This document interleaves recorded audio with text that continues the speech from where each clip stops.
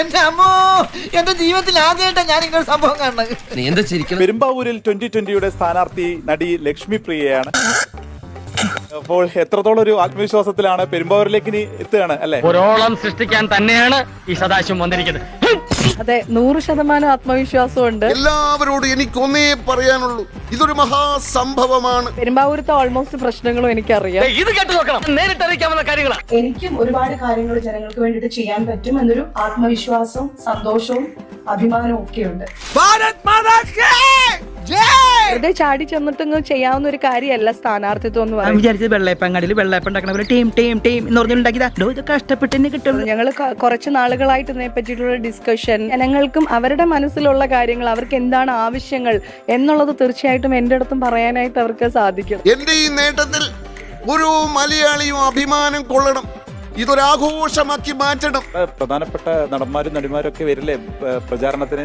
എന്ന് പ്രതീക്ഷിക്കുന്നു. ഞാൻ ആരുടെ പറഞ്ഞിട്ടില്ല. അവർക്ക് ഇതൊക്കെ ഭയങ്കര ഞെട്ടലായിരിക്കും. ഈശ്വര, ഇവിടെ ആരില്ലല്ലോ ഒന്ന് പറഞ്ഞു തിരിക്കാനായിട്ട്. പ്രചരണത്തിന് എല്ലാരും പ്രതീക്ഷിക്കുന്നുണ്ട്. ലേട്ടനും ജയറാമേട്ടനും എന്താ പറയാ, മമ്മൂക്കയും സിദ്ദിഖയും ദിലീപേട്ടനും ഒക്കെ വരണം എന്നാണ് എന്റെ ആഗ്രഹം. അത്ര വലിയ ബന്ധങ്ങളിലേക്ക് പോണോ ശിവൻകുട്ടി?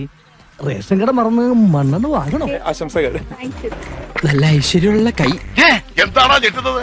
ഞെട്ടിക്കുന്ന വാർത്തയാണ് ആശാനെ. പെരുമ്പാവൂരിൽ 2020 സ്ഥാനാർത്ഥി ലക്ഷ്മി പ്രിയയ്ക്ക് വോട്ടേഴ്സ് ലിസ്റ്റിൽ പേരില്ല. ഇന്ന് നടത്താനിരുന്ന റോഡ് ഷോ മാറ്റിവെച്ചു. മറ്റൊരു സ്ഥാനാർത്ഥി ഇന്ന് തന്നെ പ്രഖ്യാപിക്കാൻ 2020 തിരക്കിട്ട ശ്രമങ്ങൾ നടക്കുകയാണ്.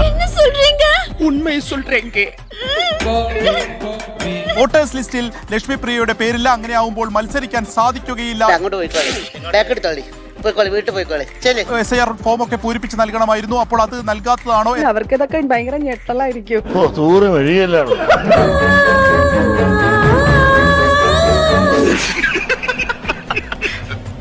നീ ഞാനിവിടെ നിന്ന് ഡയലോഗ് പറഞ്ഞ കരഞ്ഞു. ഉസ്മാനെ രക്ഷപ്പെട്ടോ.